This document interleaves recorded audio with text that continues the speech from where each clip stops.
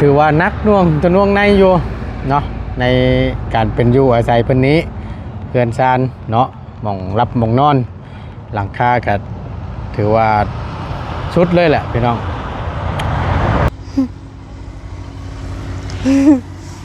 ลองเบ้ามาเบิ้งเพื่อผู้ใหญ่เพิ่นเห็นเพื่อเพิ่นรู้ตนสงสารเพื่อเพิ่น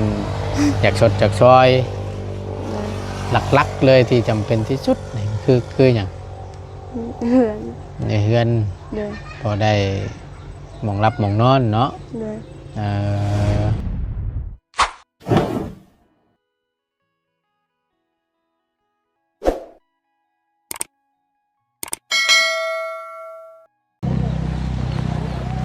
อึ๊บโอ้ยฝนตกพี่น้องฝนตกเป็นแดดออกบาดนี่มาพบเจอกันเด้อพี่น้องเด้อมาตามคำ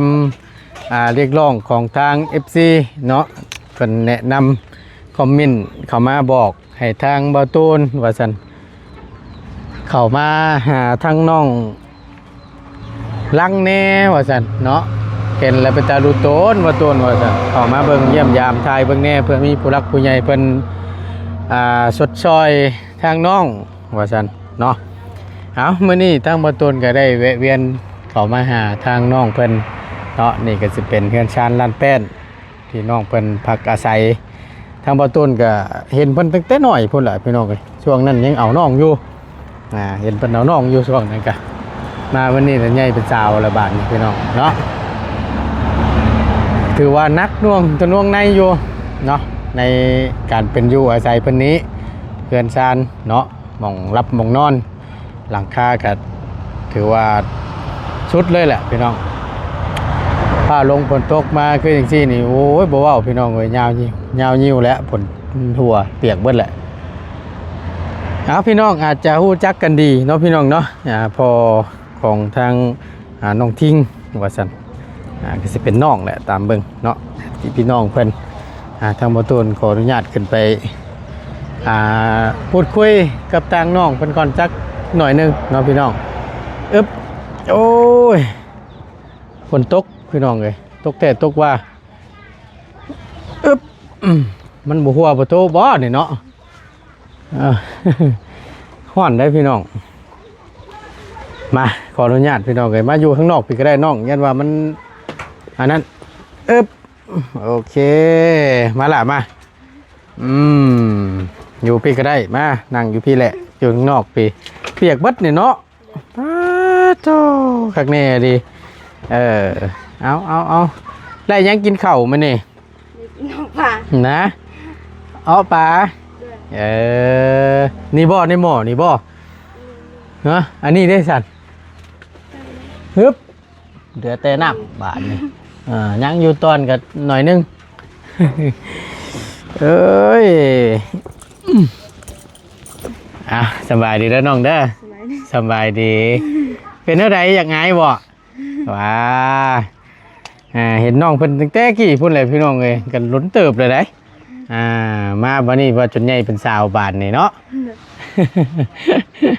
จักปีแล้วนี่ไอ้ขออนุญาตถามเอานิบไม่ให้ไอ้นี่โอเคนิบจะข้อเสืออันแหละไหนบ่โอเคนั่นแหละ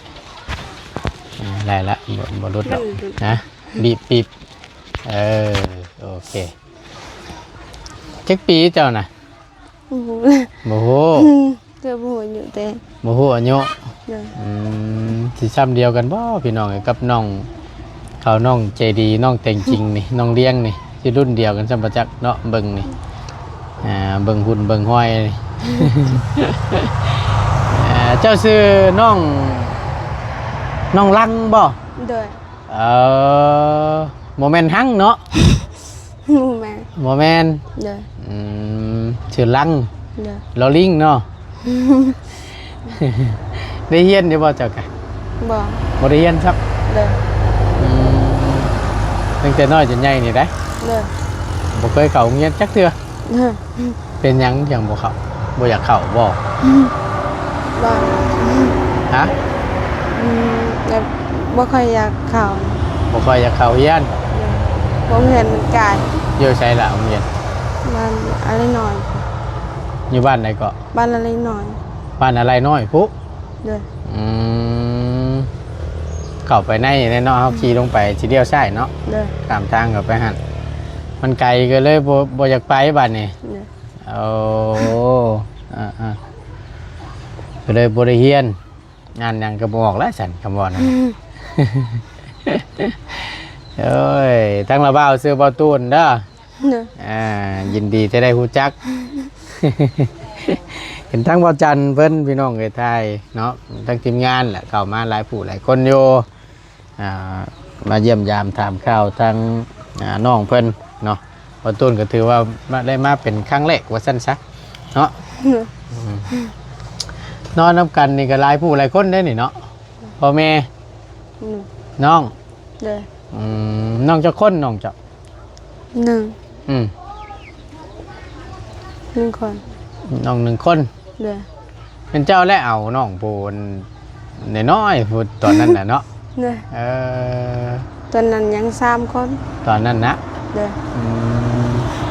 จะไปทางใดอีกจ้ะบัด ฮะ หรือน้องจะไปทางใดอีกจ้ะ น้องคนหนึงบอก อ่ะ เสียแล้ว เสียแล้วเนาะ เด้อ ยังเดือช้องบัดนี่ เด้อ แม่นบ่ ยังเหลือผู้หนึง เดี๋ยวผู้หนึง เด้อ ผู้หนึงไปใช้ ก็เสียแล้ว เสียคือกันอีก แบบแปะเพื่อนคอยในคอยมีน้อง2 คน แต่ว่าผู้หนึงเสียแล้วแต่ยังเหลือผู้หนึง โอ้เนาะก็เลยเห็นเพิ่นเอาน้องแหละช่วงนั้นน่ะกันพี่น้อง บ่ได้ไปทางใดมื้อนี่ บ่ แต่ละมื้อได้สละไปเฮ็ดหยัง หันเอาไหม หาหน่อไม้ เด้อ ได้อยู่บ่ไปหากัน ได้อยู่ พอได้อยู่ เด้อ หาขายนี่บ่ เด้อ ทงเท่าไรขาย ต้องสาว ทงชาวพัน เด้อ ต่อ ถือว่าแพงอยู่ได้พี่น้องเลยเนาะ เด้อ ยังถงชาวพันเนาะหน้าตอนนี้ อืม แล้วก็มีอยู่ว่าแบบขายถง10,000กัน มันจะแบบเห็นโดนเขาบ่ได้ซื้อแต่ก็ลดให้ แต่ว่าเอามาหอยขายแล้วลนมีคนชื่อแล้วก็ลดราคาให้เพิ่น เด้อ อ๋อคือว่าแหละเนาะมันหลายเด้เนาะไม่ก็ได้ส่วนใหญ่เลยแหละพี่น้องจังพี่เพิ่นจะ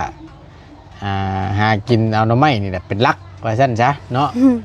มันบ่มีหยังเด้พี่น้องเพราะว่าป่าหน่อไม้มันหลายหามาขาย หามากินขายแล้วก็ได้เงินมาแล้วก็ซื้อเขาเนาะ เด้อ ได้เงินมาแล้วก็ซื้อข้าวซื้อน้ำให้พี่น้องไว้กินบ่ได้ไปรับจ้างเนาะเจ้ากันเนาะ บ่มีนะ ฮะ บ่มีคนรับจ้าง บ่มีบ่อนไป เด้อ เคยไปอยู่บ่ เคยอยู่ เคยอยู่ เด้อ ไปเฮ็ดงานหยังแต่ก่อน เงินจีน เฮ็ดงานจีน เด้อ เพิ่นให้มื้อเท่าไหร่ล่ะ มือสนา มื้อ150,000 เด้อ เอา150,000นี่ก็ประมาณ100 กว่าบาทก็เป็นเงินไทยก็ได้พี่น้องบ่ฮอด200ครับ150,000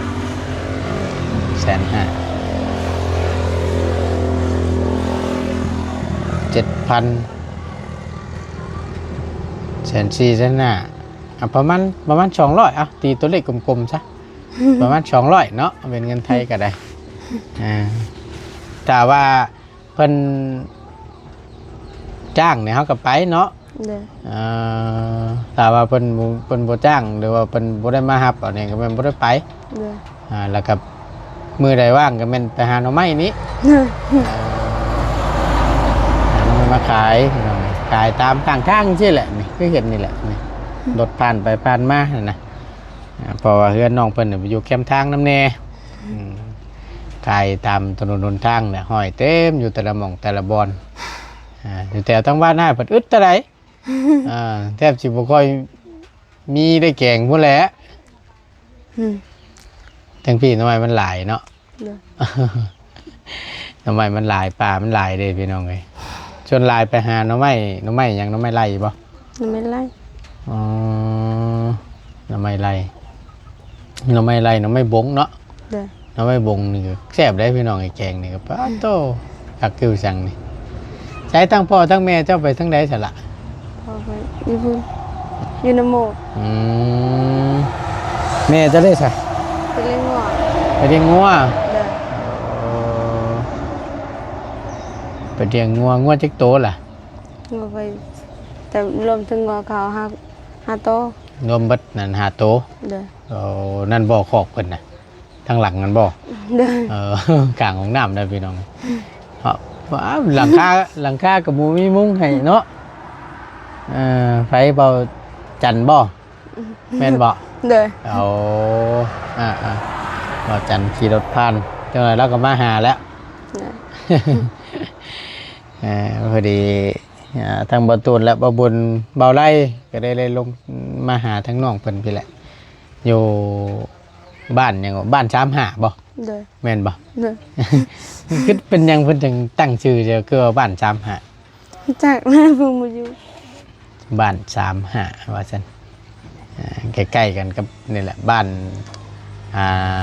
น้องไซเนาะรู้จักกันแล้วว่ากับน้องไซ รู้จักไหม รู้จักอยู่ เด้อ เพิ่งสิซ้ำกันเลยกับน้องไซนี่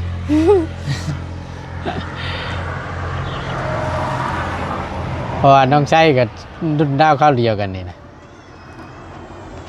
เคยได้ลิ้นน้ำกันอยู่บ่ซะ บ่เคย ฮะ บ่เคย บ่เคยเลย เด้อ อ่า เจอกันซื่อ เจอกันซื่อๆแต่ว่าง่ายๆก็แบบเคยเห็นว่าสั้นซะเนาะพูดคุยกันอยู่กันนิดๆน้อย ๆเด้อ ๆแต่ว่าเป็นหมู่แบบอันนั้นดีกับแม่นบ่ได้เป็นเนาะอืมปกติแหละพี่น้องเอ้ยคนละหมู่บ้านกันคือว่าแหละเพิ่นกันเลย เอาบนไว้อีกจักหน่อยหนึงเรื่องข้าวเรื่องน้ำพี่น้องเอ้ยก็พอได้อยู่ได้กินอยู่บ่ พออยู่ อืมใครอยู่คำว่าเขาวนำสัมปลายังพอได้อยู่ได้กินอยู่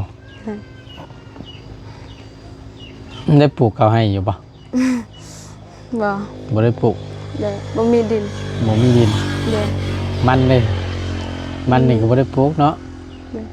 หาใช้สละแต่ละเทื่อรับจ้างนี่ อายคอยไปหาลูกจานจีน อืม จีนอยู่ด่านพุ่น อยู่ลานโพะ อยู่บ้านดอก เพิ่นได้ไปคู่มือบ่อ้ายเจ้าก็ คู่มือ อันได้เฮ็ดคู่มือก็มันพอได้เงินแน่เนาะ ไปเงินซื้อเขาว พอได้เงินซื้อเขาว เด้อ อืมสิว่าง่ายๆกันแล้วอันนี้แหละพี่น้องเอ้ยเรื่องข้าวเรื่องน้ำกันอ่าก็ขาดนั่นแหละว่าสั้นซะเนาะเพราะว่าเพิ่นรับจ้างก็ได้เงินมาก็มีแต่ซื้อข้าว ซื้อเขาว เกลือพริกปิ้งนัวจังซี่เนาะอยู่เฮือนผัดหลายคนนำแน่บาดนี้คำว่าผู้อ้ายบ่ได้ไปเฮ็ดเวียกนี่บ่ได้เงินซื้อข้าวพุ่นแหล้วนี่แม่นบ่ เด้อ หลักๆเลยในแม่นอ้ายเนาะ เด้อ ไปทำงานพี่น้องเฮ็ดเวียกเฮ็ดงานแต่พอได้เงินมาซื้อข้าวกินชอบหนึงเท่าได้ข้าว รู้จัก ฮะ บ่ โอ้โห เด้อ ก็มีหลากหลายพี่น้องราคาก็650,000ก็มี700,000ก็มีเนาะ เด้อ คือไปขายทั้งเงินแถวบ้านดงนั่นก็ได้พี่น้องเอาว่าทั้งพี่บ่ฮู้ว่าเท่าไหร่แล้วและรายเงินได้คำกับไป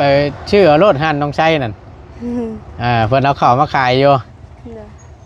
เคยไปอุดหนุนอยู่บ่เคยไปซื้ออยู่บ่ บ่เคยไป บ่เคยไปจักเทื่อ เด้อ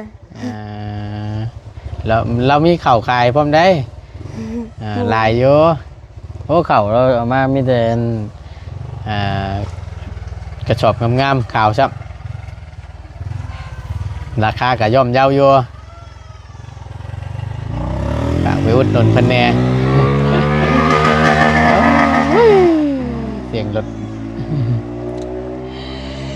เอานอกจากถือว่าได้เข้ามาเยี่ยมยามทำข่าวทั้งน้องเพิ่นเป็นครั้งแรกว่าซั่นซะน้องเพิ่นก็อาจจะอายบ่ตุ้นเนี่ยบ่จักแหละ อาย อายบ่ เด้อ อายแล้วเว้านี่ เด้ออายนิดเดียว อายหน้อยหนึง อืม บ่ต้องอายหรอกกันเองโลดคุยกับแม่นบ่ต้องกดดันก็ได้ อยากอายจริงๆอยู่นะพี่น้องเนาะคือว่าใดๆยังบ่ลึง เดี๋ยวเป็นเรื่องนี่ก็เอาแล้วนี่อันก็บ่จันนี่บ่อายนี่เนาะอายอยู่บ่กับบ่จัน บ่ ดึงเลยติ เลย อืมเพราะว่าก็ใกล้เฮือนน้องอันนี้แหละพี่น้องเอ้ยน้องหัวยอง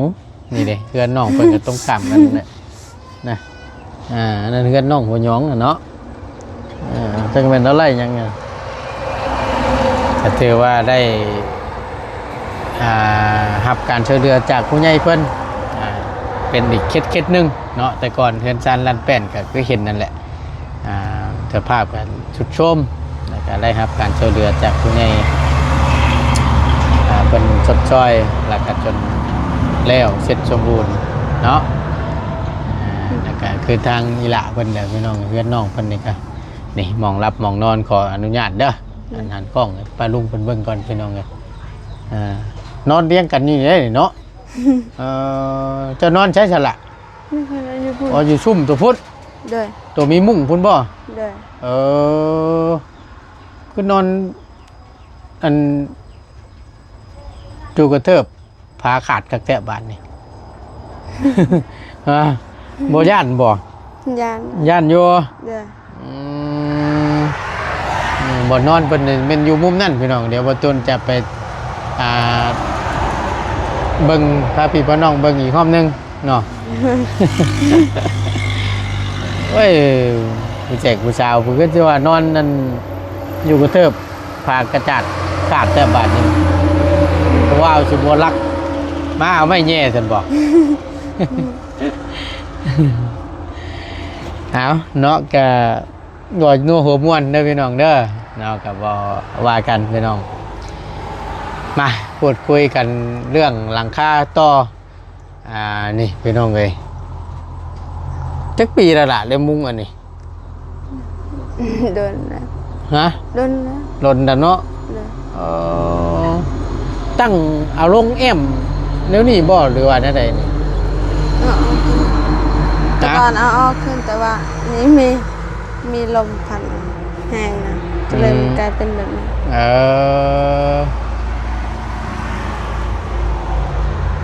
พับลงมาเห็ดเป็นผาเลยนี่เนาะคือว่าชุดๆแหละพี่น้องเลยเอาเราเบ้าถามก่อนถ้าหากว่าเนาะในการทางทีมงานเขามาหานี่แหละพี่น้องแต่ละผู้แต่ละคนเนาะแล้วก็มาถ่ายทำทั้งน้องเพิ่นเนี่ยบทต้นที่ถามบางก่อนว่าความต้องการของทั้งน้องถ้าหากว่าทางทีมงานระเบาพอสีซอยได้ทางน้องต้องการอย่างแบบแห้งที่สุด ลองเบามาเบิ้งเพื่อผู้ใหญ่เพิ่นเห็นเพื่อเพิ่นรู้ตนสงสารเพื่อเพิ่นอยากสดจากซอยหลักๆเลยที่จำเป็นที่สุดนี่คืออย่าง เหือน ในเฮือน เลย พอได้หมองรับหมองนอนเนาะ เลย เมื่อแท้กันมันดีกว่าเก่าเนาะน้องเนาะ เลย คือว่านักน่วงก็ดีได้ไปน้องเลยจำเป็นที่สุดได้ดีแหละเพื่อว่าเนี่ยมองพักอาศัยเพิ่นก็ได้เอากะถามว่าบุญวัฒนาฮอดจอดถึงเด้อล่ะเด้อ เลย มีต่อกับผู้ใหญ่เพิ่นหลายๆท่านหลักการหลายๆช่องทางเนาะที่เขามาถ่ายทำที่ได้เผยแพร่ออกไปเพื่อผู้ใหญ่เพิ่นเห็นเพิ่นชดช่อยกับเพิ่นรู้ตนกับแม่นได้รับการช่วยเหลือเด้อ เลย อันนี้ก็ขึ้นอยู่กับบุญวาสนานั่นแหละเนาะทางใดก็ได้พี่น้องเอ้ยผู้ใหญ่ใจดีเบิ่ทุกท่านที่ได้เบิ่งได้ชมอยู่ในคลิปนี้เนาะอยากสดอยากซอยเป็นสิ่งใดก็ได้พี่น้องเขานำซ้ำปลาบ่หรืออยากสดอยากซอยเป็นสิ้นเป็นอันหรือแบบหลักๆเลยคือน้องเพิ่นเว้านี่ก็มันถ้าเป็นไปได้ก็อยากได้เฮือนว่าซั่นเนาะอยากสดซอยในร้านนี้ก็ได้พี่น้องยินดีติดต่อมาได้ทางบ่ตูนก็ยินดีเป็นสะพานบุญให้เนาะเบิดชูผู้สู่คนพี่น้องเนาะทางช่องทางใดก็ได้ก็แต่ว่าได้รับการช่วยเหลือ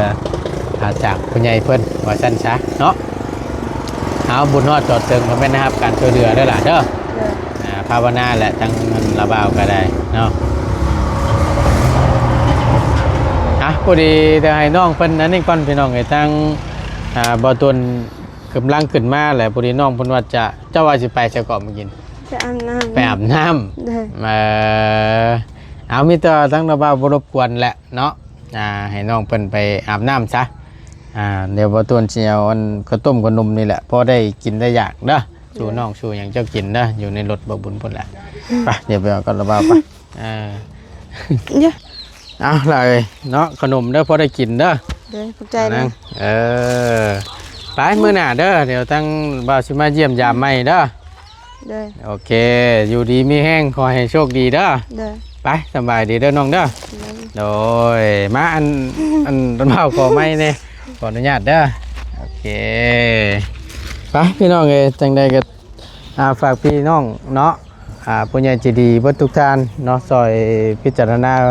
เบิ่งเช็ดนี่น้ำเน่เนาะอยากชดชอยในร้านใดทางบ่ตุนก็ยินดีเป็นสะพานบุญให้เด้อพี่น้องเด้อเนาะไปอยู่ดีมีแห้งขอบคุญขอบคุณหลายๆโชคมันร่ำรวยสำหรับคลิปนี้บ่ตุนลาแล้วสบายดีเด้อ